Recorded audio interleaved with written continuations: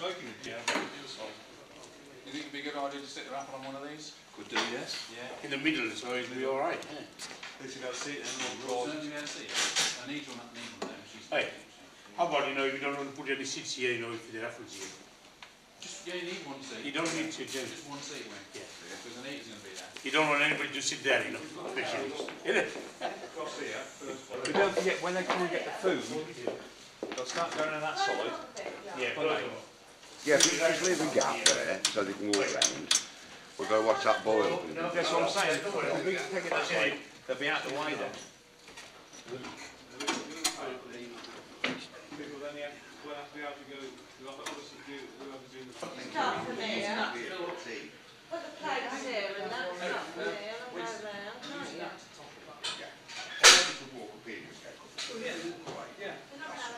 Yeah, take it here. When's the food going to be here? Later on? The other side. Yeah, part that, You all right for this thing there? that's it now. Sorry, that's Tom. That's it now. Bed rather. Okay, can I put some on here? I'll move it out of the way. What's not enough? The table? Really? So we got Right. You'll need some more? Well, there's a couple on the stage. Well, we need one for the bus modelers, but that's all. There's another one, yeah, there is. And you've got this. I think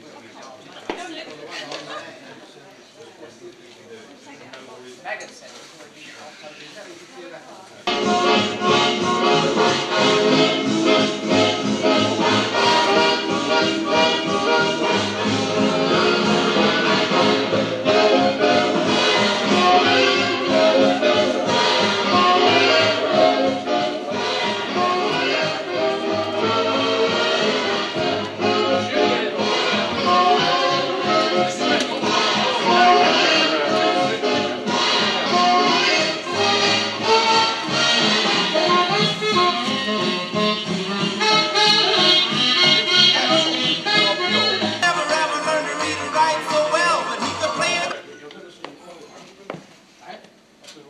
John, when we do our speeches and stuff, we do it, would it be best to do it now? Yeah, Where yeah. it might reach, etc.? It'll reach, but where do you get feedback on? You'll have to try.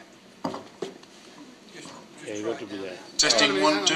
Hang on, Anything hang on, back? hang on. No? Oh, right.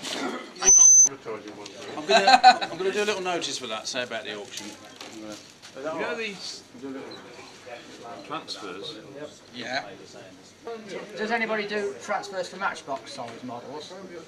Maybex used to do some, haven't they? Have I they? don't know whether they still do. They're slightly bigger, aren't they? The, Slightly smaller than Matchbox yeah. ones. Yeah. Do some bigger steps.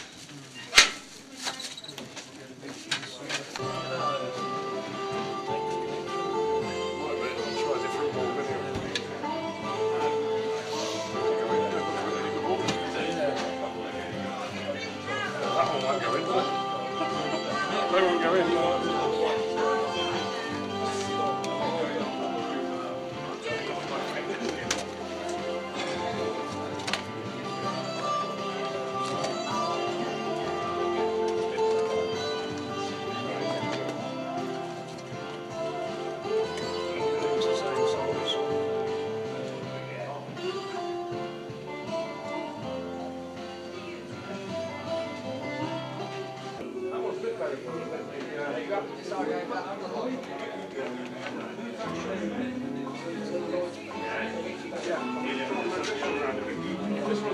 Does it want to go green in this year? Well, he hasn't got small.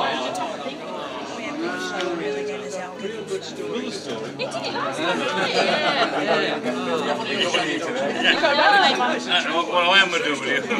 I've got to write his name.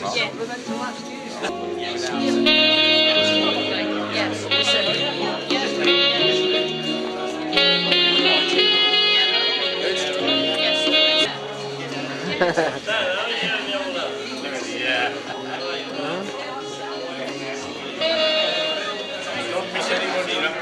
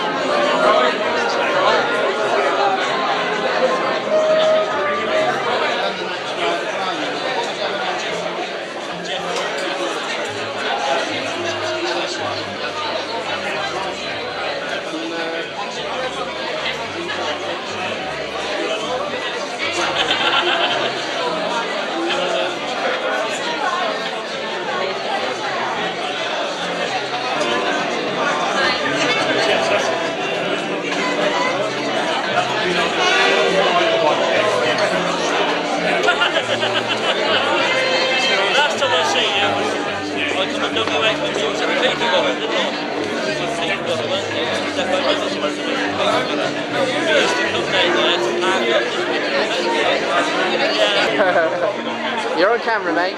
Come on. Oh, go, get away. Go on, go on, go on. Go on, take one of Gene. Gene, take it left.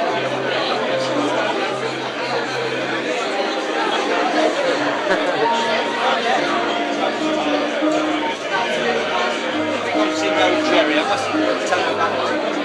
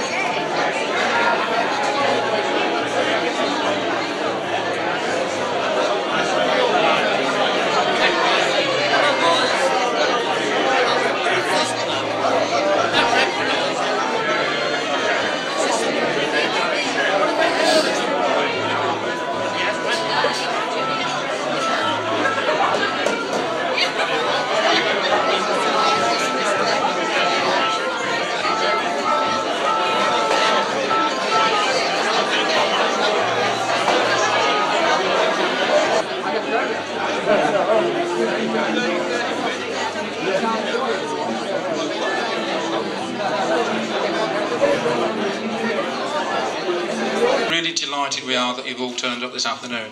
It's always a bit of a risk going with the second reunion, but we're absolutely delighted with the people that have turned up, and I hope you're all enjoying it. You know, we have one or two problems in trying to keep in contact with people. So if you get an opportunity today or at any time, if you find somebody that doesn't know about the reunion or somebody that says they don't get invitations, if you could get back to us and let us know who they are, it will really help us keep our database up to date, okay? So I'll ask you all to do that for me. I have to refer to my cards here because my memory's not what it used to be. Regretfully, since the last reunion, we have lost one or two of our old colleagues, and I'd like to make a special mention of them. I suspect most of you will know, but Ron Herbert has passed away since the last reunion. Jim Gardner, Derek Gardner, and Jim Baldwin, and these are the only ones that we actually know about. There may be others as well. And as a mark of respect, with your cooperation, I'd like to just hold a minute silence, just to remember these people that, you know, are no longer able to be with us. Okay, so we start it from now.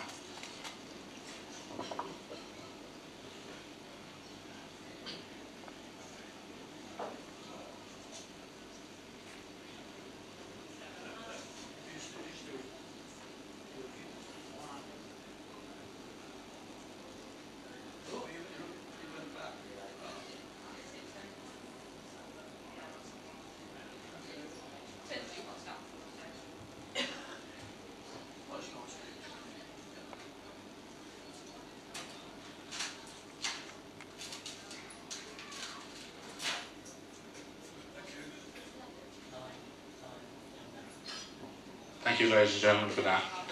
Okay, we've also had some very nice letters about people that are not able to be with us, and I'd just like to mention a few of them, just so you know that the people, you know, that wanted to be here and for one reason or another couldn't. Jim Elliott was one, Colin Webster, who's on a cruise. That was very nice, isn't it? Ian Hayes sent us a nice letter. Pat Dring, Derek Hanson, Pat Burke, Anne Grieve, Roger Dixon and Roy Skidmore. So that was nice of them to do that. As you know, this year we're sort of almost independent of Stagecoach, who very kindly sponsored us for the last event. This year we've had to raise our own funds, and that's why we've had to make a small charge at the door. We've also had a few small denominations and donations from you people, which we're eternally grateful for. But I would like to mention our main sponsors for the day, who are Midland Red Garage, who, if you don't know, is owned by Richard and Arthur Townsend, and I'm delighted to say that they're both here this afternoon. And I would actually like them to, if they don't mind, to step forward. We'd just like to make a small presentation to show our appreciation for their support for us. Their donation was several £100s, and you can appreciate how valuable that is to us.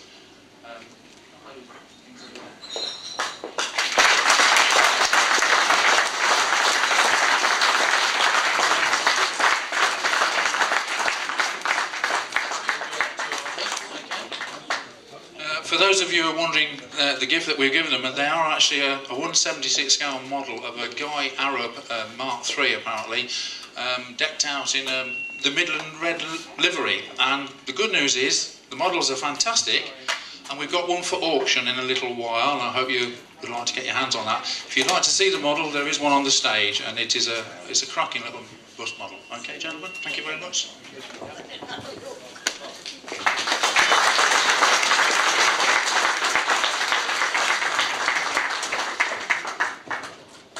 Okay, once again, I suspect a lot of you will be aware that this year sees the 100th year since the formation of the original BMMO company.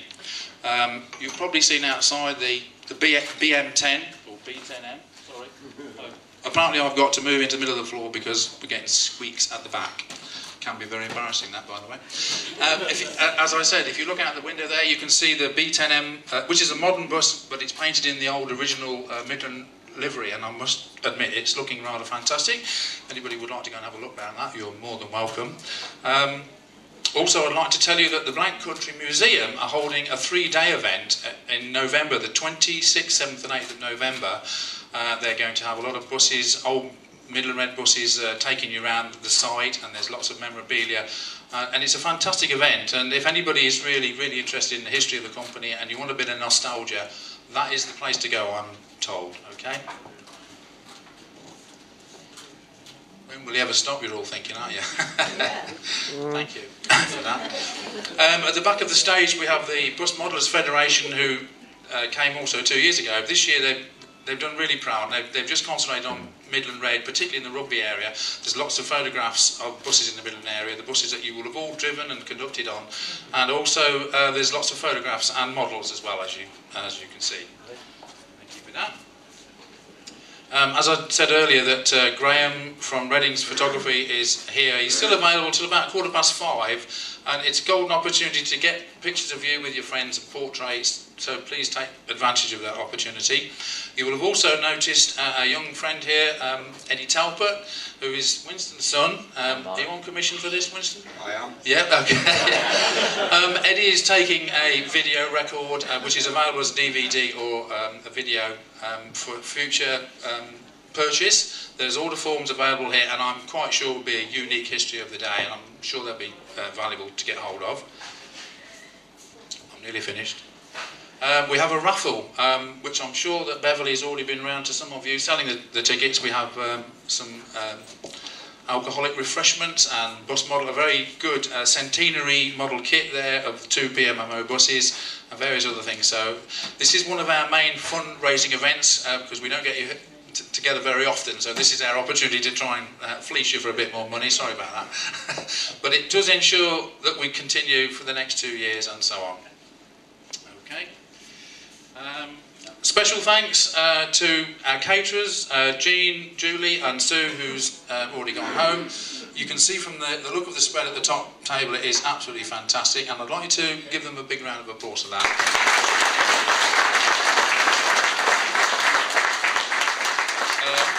We've had some helpers here today who've given up their day from work, and they are Bill, Anita, well Anita's not actually come, so she's in for a telling off, Bev, John and Terry in the corner there, who have been doing the registration in the corner there, so thank you very much for that, guys. John Norman, who a lot of you know, is our DJ for today, and John's going to put some light music so you can dance and let your hair down a bit later on. And a special note of thanks to the committee, the organising committee, because although 1 or 2 people did offer their help over the years, it has fallen really down to the main 4 people, and that's Winston, Jeevan, Bigad, Eric, Rush, of course, and myself. And we still enjoy doing it, and we're happy to continue doing it, but it would be nice to have a little bit more support if we could get it. Thank you for that. Whoops, lost one. Thank God for that. You're all When we have next time, please. I think we'll leave the auction till later.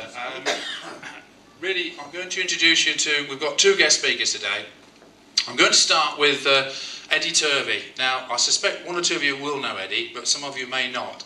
Now, I can tell you that if you got a saw and cut Eddie in half, then he would have Midland Red running through his veins right through, because he's had a long history in the company, And Eddie's got some amusing anecdotes. He is a guest of the committee, and he's had a vast experience in the bus industry, and I'm quite sure he's got some amusing words to say with us. Without further ado, Arthur, I'm going to leave you to last if that's all right. I'm going to ask Eddie to step forward and do his bit. Thank you.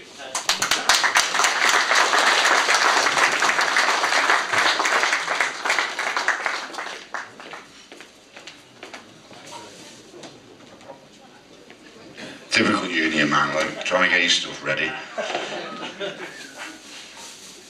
It's all a con job.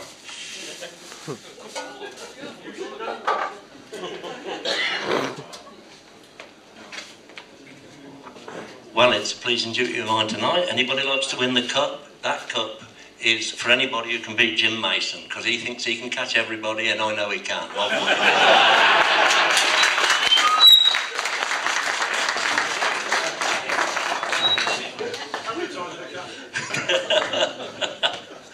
Well, good afternoon, everybody. It's 100 years of Midland Red, and I've just had a little chat with Arthur, and he's going to brief on some things, and I will brief on the others.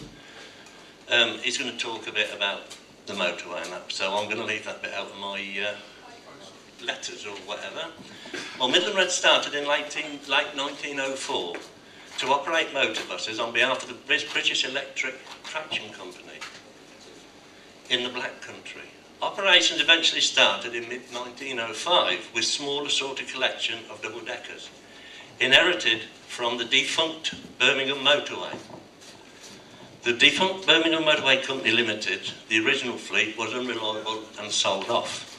That's not the motorway as in motorway. That was in motorway as before it was built. The original fleet was unreliable and sold off to be replaced by horse buses. These not competitive with the new electric tram cars. And motor buses were reintroduced in 1912. At the same time, Mr. L.G. Wyndham Shire was appointed chief engineer. Not that we can remember that, can we? Because that was in 1920. In 1920, they started making their own buses. Mr. Shire retired in spring of 1940, and Midland Red covered most of the Midland counties and run by Midland Red buses. When Mr. Shire retired, Donald Sinclair succeeded him as chief engineer in 1943. He became the first general manager of the company, very successfully, run by Mr. O.C. Power as traffic manager. Mr. Sinclair served the company for 26 years. He developed underfloor single deckers which put the company ahead of outside chassis manufacturers. He also developed 2 underfloor double deckers in 1960 and 1961. Perhaps there's people in this room who can remember them. There you go, Joe. All right, mate. 1961, but they never went into production as the need to replace old buses. Outside manufacturers supplied vehicles following nationalisation, which the Midland Red opposed. It became the National Bus Company in 1968, and the final BMMO S23 single-deck chassis was completed in 1970. Now, I'll just briefing on 1 or 2 things now. That's mostly what I've got about the company, but just to jog somebody's memories. The number of garages in 1960 was 28. Now that says something, 28 garages. But also had 43 booking offices. Now that's a lot of booking offices, 43. That just shows how big the company was. And 2 of those was at Rugby. Is that correct? 1 being at the garage and 1 being at 5 central buildings. Is that correct? Done me research correct then? Yeah, I have. Good. As you know, we didn't get a lot of money. And in 1967 to 1968, I averaged £21, 10 shillings a week. Hence,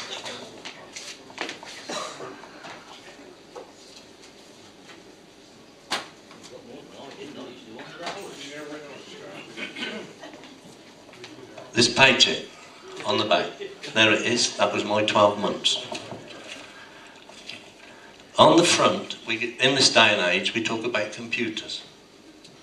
Now, in 1968, Midland Red had a computer in Birmingham. It was a massive thing, and it had a static map. When you walked into Vernon, into the main offices, you had to walk over the map so as it could magnify all the dust off your shoes.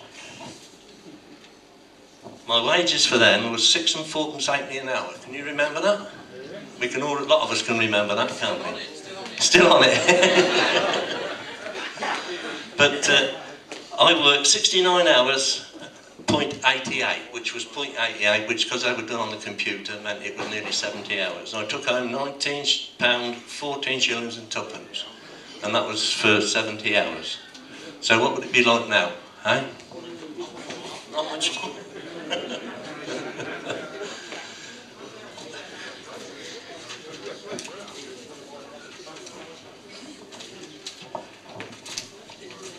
In 1971, Midland Red introduced the first buses with heaters. We had heaters before, but they never worked, did they, lads? Eh? They never worked. And they was the old Ford buses. Can you remember the old Ford buses? They were the ones that had lovely heaters in them, didn't we? And we thought we was in heaven. Eh? They weren't much good anyway. And then do you remember the old mirror on the wall where it said, be a credit to yourself and your job? Can you remember that? Right. Who can remember that? All the old ones, you see. How many of you now, when you had a nice young clippy with you on the deckers, you stood in front of that and done your hair, didn't you? Eh? And if you had an old gal for a clippy, you didn't bother to look in it, did you?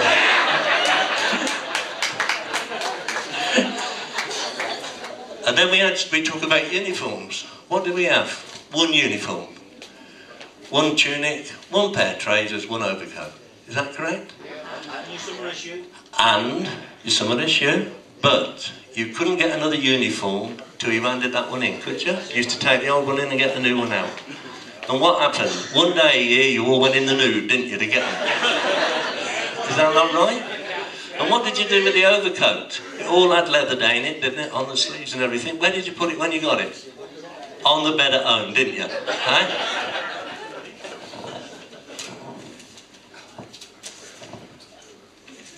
But on a lighter note, I'd just like to read one or two little bits. And I'm not going to get across Arthur's path. Where's Arthur? I've written off most of my speech already.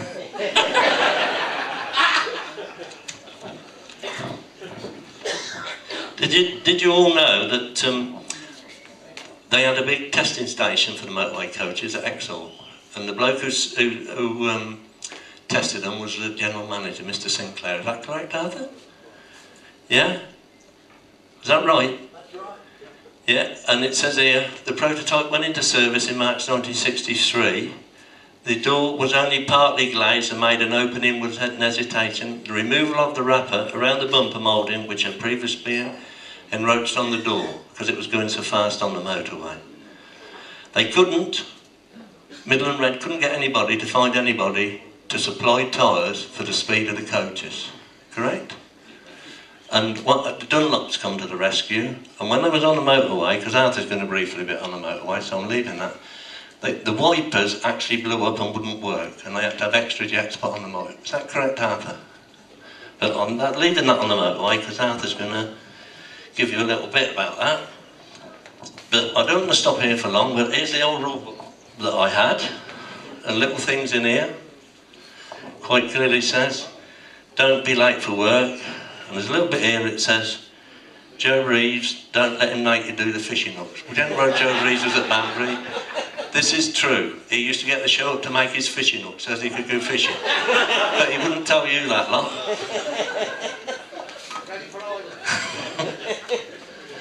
And did you know that Midland Red, before they was on the motorway from day one, but they actually registered the service 12 months in advance so as they could be the first company to operate on it, and they didn't issue the licence till just before it was open. I've now got an old timetable here, and it was £1. What about that? And it's even got some rugby routes in.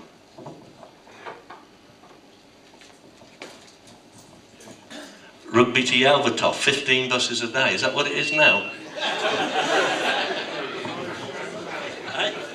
579, that is correct. And this is one that amazed me. This was Rugby Lutterworth, Walcott, and Walton by Kimcut. Is that right? There you go. And they had 8 buses a day. Have they got any now, or is it still in existence? But I thought you might just like to notice that, what I got there. And the other little thing I got, can I borrow that, Eric? Cheers, mate. Because I won't stand here talking, because I could go on forever and ever. But, and you wouldn't want that, it'd only bore you. But I got here, can anybody remember a Rugby Garage correspondent by the name of Mr. H.G. Wheeler, MC? Yes? Well, I'll just read you some passages from this. To open the month, we had a Midland Red film show at the Corporative Hall, in which we was very appreciated audience of over 400, who not only enjoyed the films, but were very enthusiastic about the Midland Red Orchestra. Can you remember that, anybody? Eh? I'll just read another little passage from it. Mr. A.W. Townsend, who is Secretary of the Bowls Club, is he here tonight?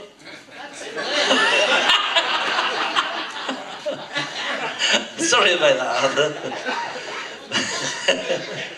Mr. A.W. Townsend, who is Secretary of the Bowl Section and always a live member in all he undertakes. I thought that said Undertaker at first, Arthur, but it's different now. Responded to the last named toast. The remainder of the evening continued to be spent in an enjoyable way with individual items, community singing and dancing. And Mr. J. Brooks of Welford was the pianist. Can you remember that, Arthur? That was in 1960. And then it goes on to say we would like blah, blah, blah, Mrs. Judas, whatever. But this programme here was April 1960, so that goes back a few years. Now, when we talk about Midland Red, the reason I bought that cup is to show you. When they give you anything, and we had the inter-garage, it was good. Now, that cup,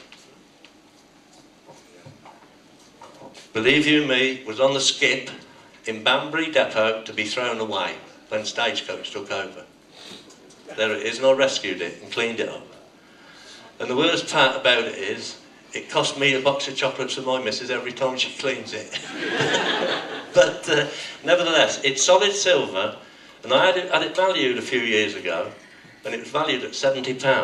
But I would just like to draw your attention, the first winner on here was A.C. Warren in 1938. George Mason was in 1938. Now, I've briefed you as much as I can about the Midland Red, and I'd just like to say it was a pleasure being invited here, because Midland Red will never die whilst we got people like we in this audience, and it's you that make it. And only one thing I've got to say now is thank you very much for inviting me. I'm still about Joe Reeves, but before I go, I must tell you this. When Arthur Townsend was area manager, me and him were banging the table at one another, but he beat me that time. But I just had to put up with it, don't I? But follow me, Arthur, and thank you very much for listening to me for a few minutes.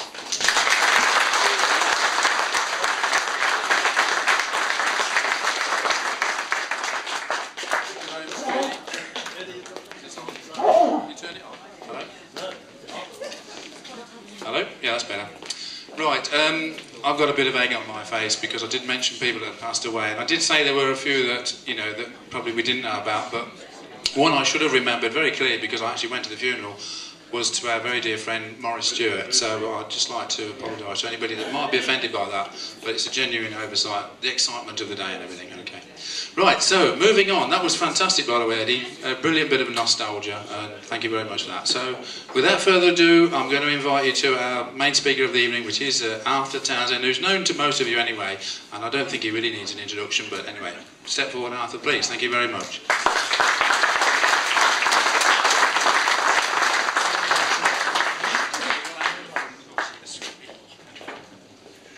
Thank you, Bob.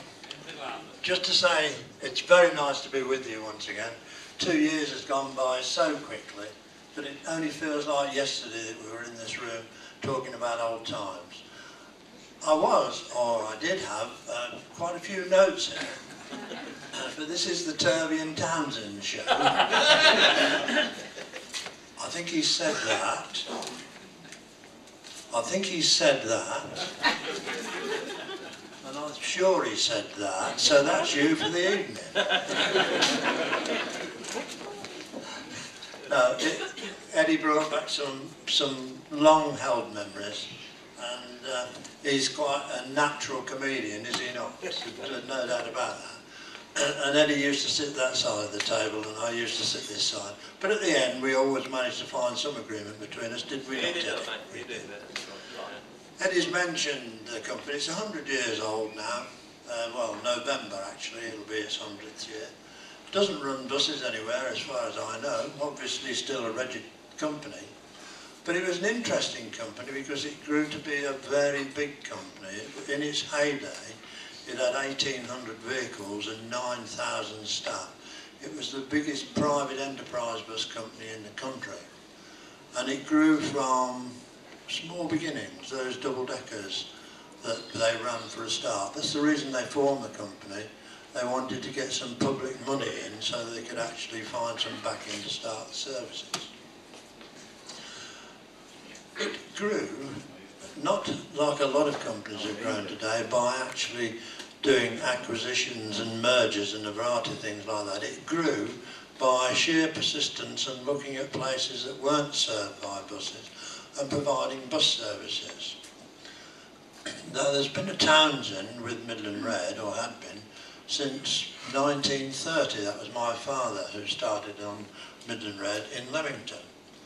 Now, Eddie talks about his 6 and 4pence an hour. Was it 6 and 4pence, Eddie? Yeah, it was that now. Yeah. Well, in those days, you actually did your training for nothing.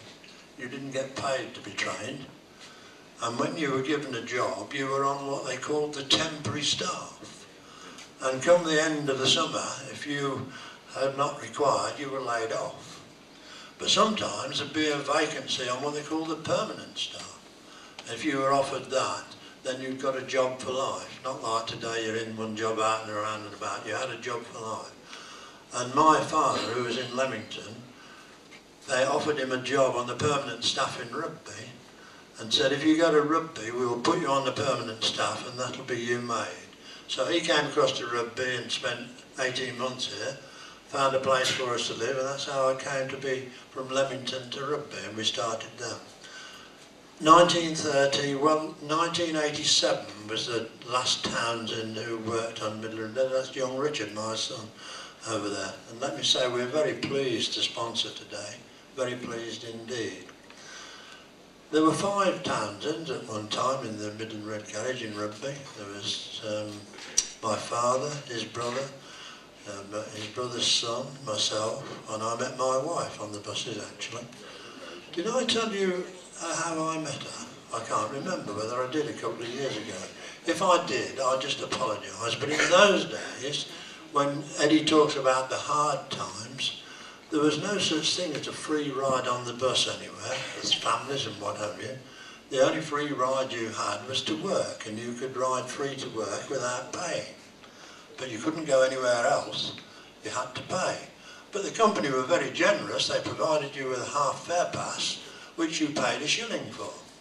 And that shilling was kindly donated by the company to the benevolent fund. So they were a very benevolent crowd. Anyway, there were conditions to this half fare pass. B, you couldn't get a half fare on a Saturday, you had to pay full fare. C, if you was in a seat and some passenger got on and was standing, you would have to get up and give up your seat. There's no doubt about that. So, I happened to be conducting on Ashlawn Long Lawford on this particular Saturday, and Rosie, who was not my wife then, got on the bus and said, half to Long Lawford, please. Well, I took a fancy to the lady, but I couldn't very well say to her, could I? It's full fare on a Saturday, so I gave her a full fare ticket, but only charged her 3/8. And I put the 3/8 in the bag because I knew that if I was short, I'd be in trouble, and if I'd got a half fare on, I'd certainly be in trouble. Anyway, I just happened to say to her, are you finished then? She said, yeah, and it was rationing on in those days, remember? And she was going off down to Lawford to get some eggs down at the farm. So I just happened to say, well, what, are you doing anything tonight? Not that. She said, I think I'm going to the swimming bath, the open hour. I said, hope you have a good time, and waved goodbye to her. When I finished at 6 o'clock, I rushed home, got my bathing costume, got my bike, rushed down to the open air, got myself changed, had a look round and saw where she was, and jumped in alongside her and said, well, fancy seeing you.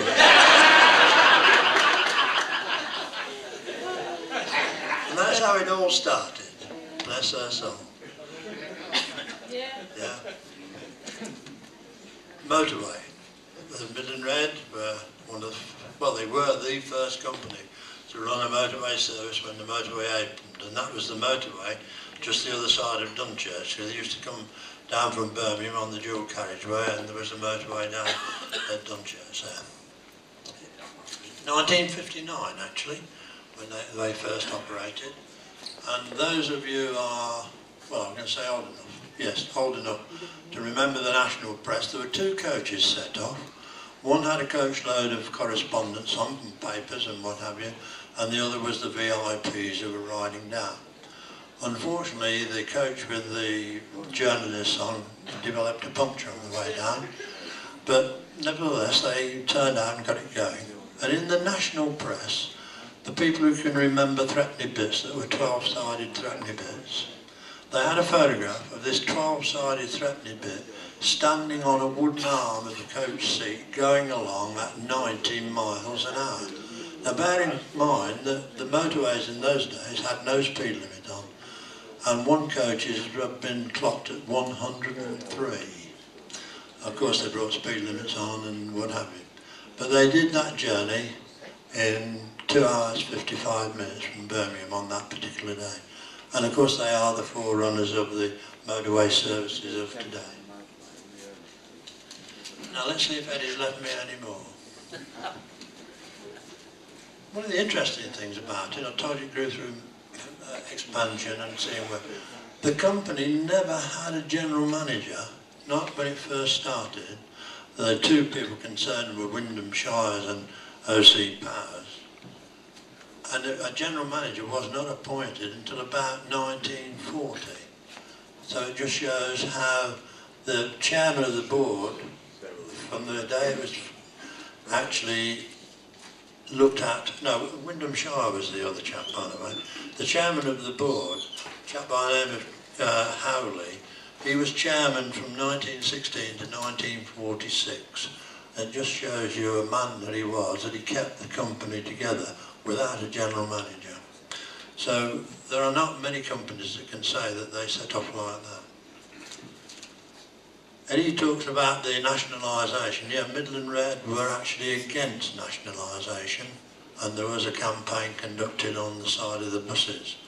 But they changed their mind when they saw that the Transport Commission had brought most of the other bus companies, so they changed their mind, and eventually we became part of the National Bus Company. And that went on for 20 odd years, one way and another, and provided services all over the country, and in actual fact made a very good name for itself. Although Midland Red had a very good name, and I'll just give you an instance where you can have a bit of marketing, and if you're not careful you don't quite get it right. And there'll be those amongst you who might have remembered the slogan, the friendly Midland Red. Well, it was produced by the marketing people, the friendly Midland Red. And then you'd open a letter one morning as a manager and it would say, your friendly Midland Red wasn't very friendly this morning, he never stopped to pick me up. So it became a bit of a joke at times. So be careful if you're selling something, make sure you get it right.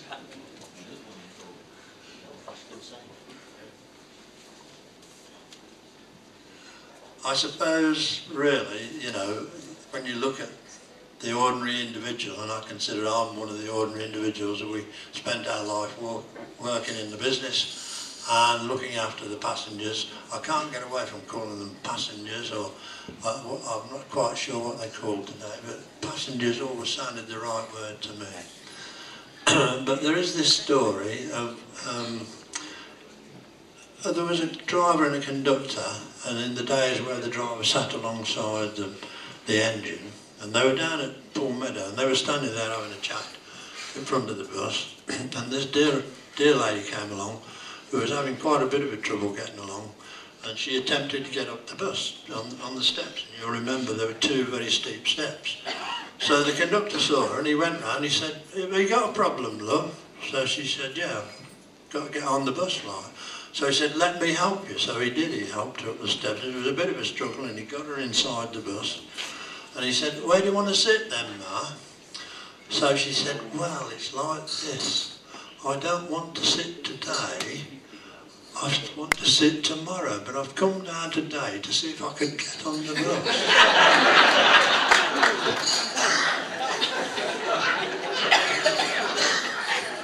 And then there's a chap who got a job as a conductor, and eventually an inspector got on board and checked him out.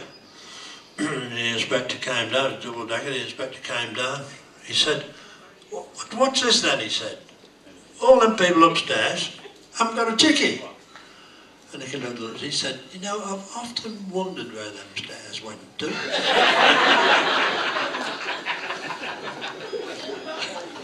and just the chap who came along for a job, eventually we gave him a job as a driver after his training and what have you.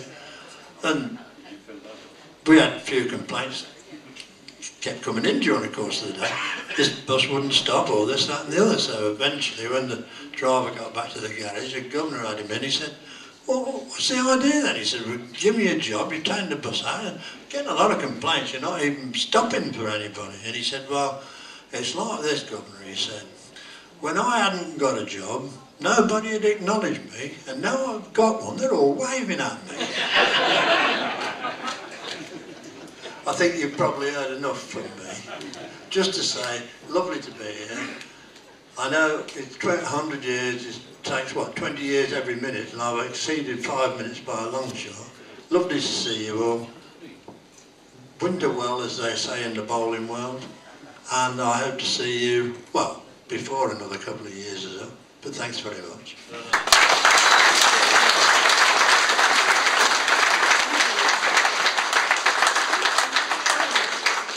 Okay, ladies and gentlemen, that winds up the sort of official part of the afternoon. But the evening is young. We've got food laid on, which I think is going to be sort of uncovered in the next 5 minutes once the catering team apply. Ah, there they are. Yeah. Help yourselves to that. The disco is about to start at 6 o'clock. I think we've got a mixture of music, haven't we, John? Yeah. Nothing too fast to start with. You know, warm you up gently. Yeah. Bit of house, bit of garage music, you know, that sort of stuff, yeah. So we want to see you do a bit of break dancing on the floor to limber up, and then away we go. Yeah, the raffle's going to be drawn at, I think it's due to be drawn at 7 o'clock. There's still a chance to buy a few more tickets if you want. We're going to do a little mini auction sometime in the evening to sell off our other bus. Have a great time.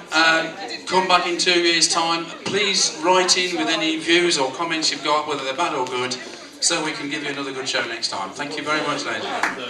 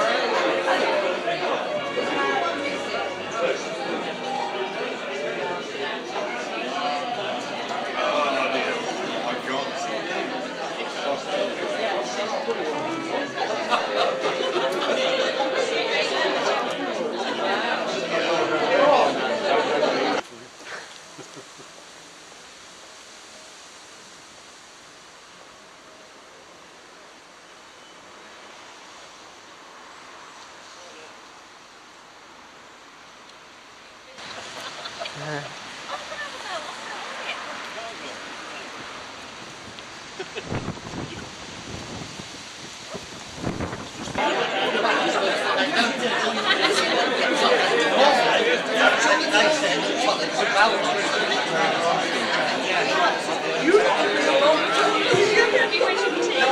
have a cup of tea now. Strong one. The spoon's got to stand up. One, please.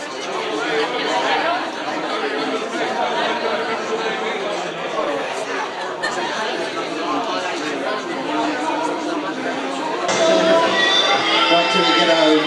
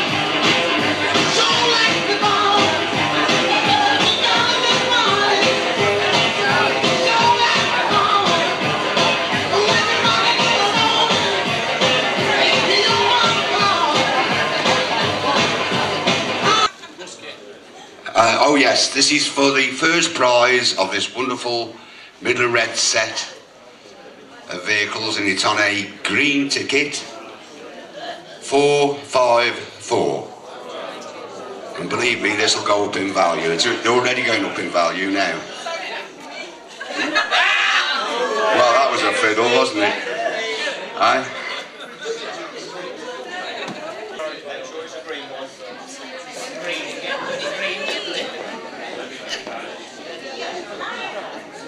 Well, you wouldn't believe this. What colour do you think it is?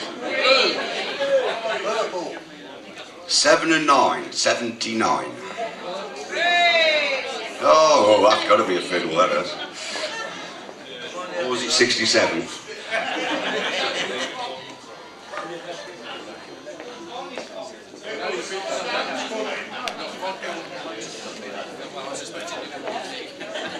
Right, we just got one more draw to do as Mick takes a ticket out.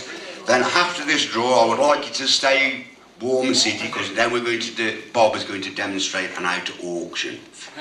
So if you hang on a bit there. Oh, it is a different colour this time.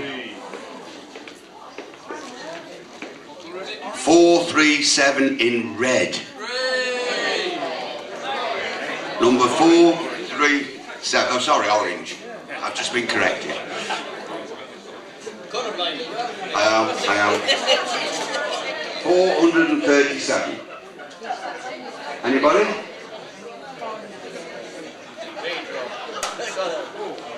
No, they've obviously gone then. Oh, it's John himself. I don't even know it. He told me it's David 6 ticket. Oh, it's the Ayatollah's ticket.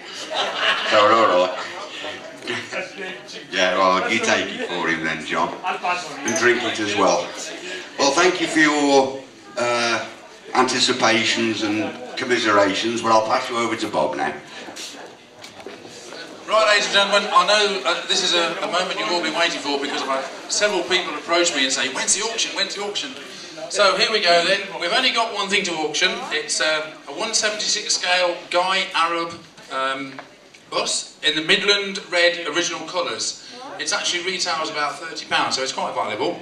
And I've actually got an opening bid of £20. So I'm looking for increments of £2 and above. That's 22, like the next bid. If you're going to make a bid, we have a bidder on the phone already, yes.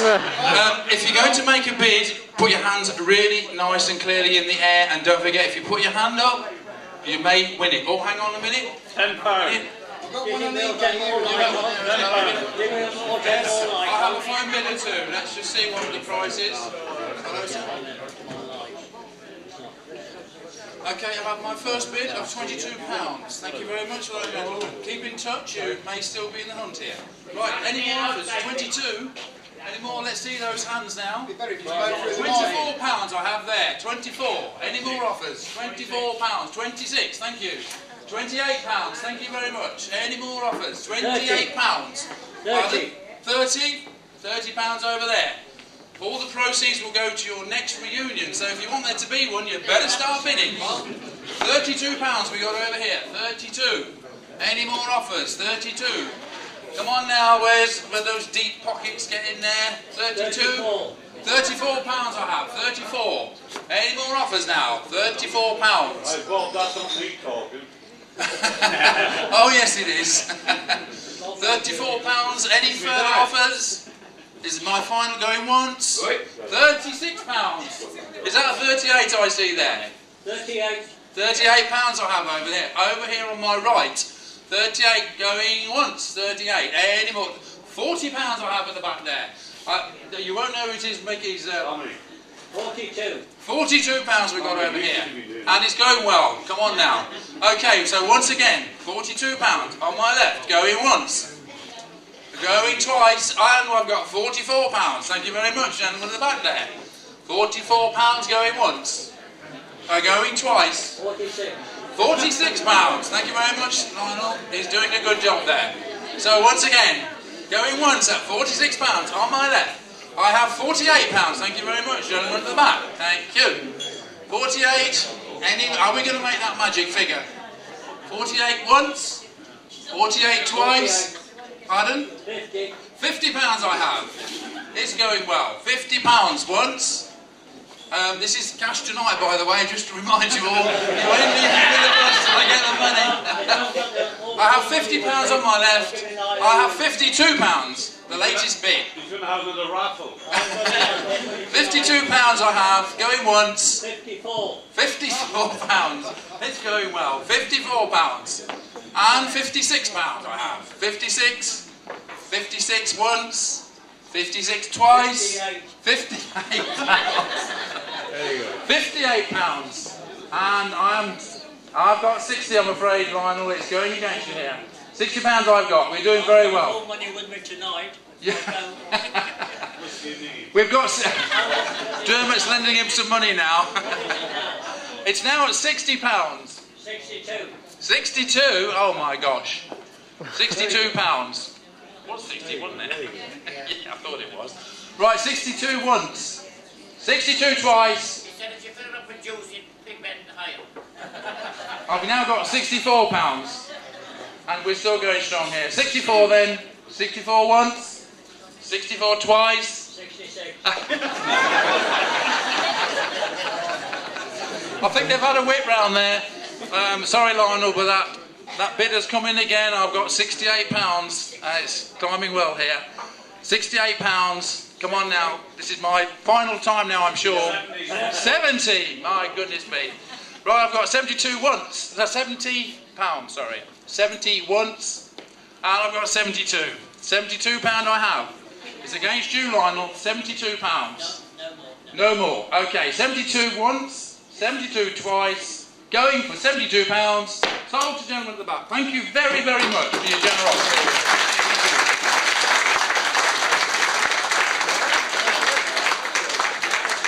Quick, lock the doors, don't let him out. Right, that was really great, ladies and gentlemen. Thank you very much. I've had a request from young Peter Penny to play a few quick steps, waltzes, etc. So he's going to show us how to do it. He's going to come down and skip the light. Fantastic.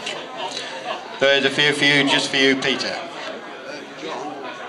We would like Ella, who is the most senior person in this room tonight, to come and do the honour of cutting the cake, which obviously, after we cut it, we'll break it up and give you all a little bit just to remember us by. So, Ella, where are you, my ducky? Ella.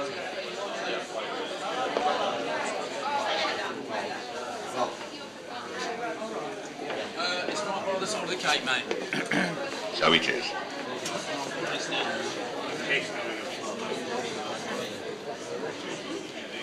bear with us, because bless her, she's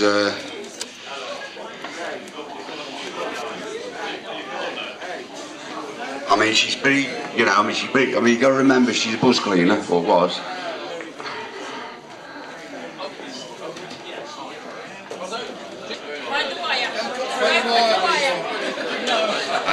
I'll go quiet in a minute then. There we go.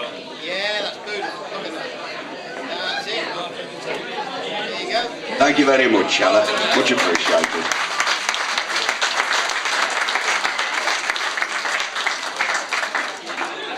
Right, we'll divvy it out now then. I'll pass you back to your DJ for the night. If I can get this to him. Thank you.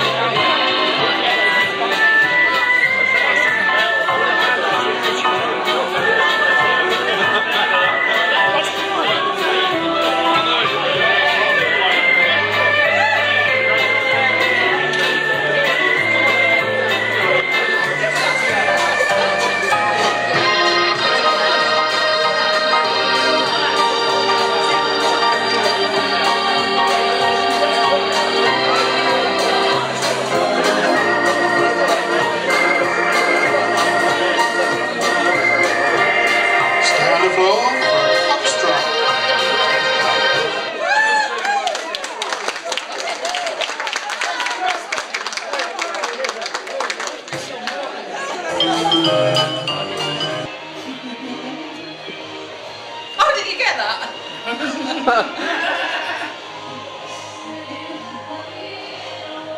It's delicious, isn't it?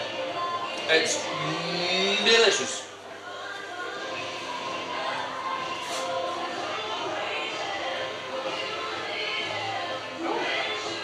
It's Get off me,